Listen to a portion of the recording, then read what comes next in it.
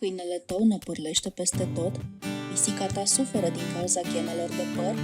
Sunt multe produse care pretind că reduc căderea părului și formarea ghemelor de păr, dar Furminator este brandul în care te poți încrede că va da rezultate de fiecare dată, cu fiecare periere. Folosiți un pieptăn ca acesta, o perie ca aceasta sau un descălcitor ca acesta? Sau folosiți peria Furminator. Păr scurt, păr lung, mare sau mic, peria Furminator este soluția pentru reducerea năpârlirii.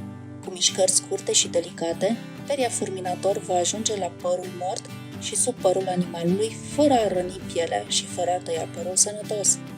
Peria Furminator va reduce năpârlirea până la 90%. Folosind Furminator, reduceți cantitatea părului pe care îl poate înghiți pisica, prevenind astfel formarea ghemelor de păr. Perile Furminator sunt folosite și recomandate de veterinari și stiliștii pentru animalele de companie din toată lumea. Folosiți ceea ce folosesc profesioniștii.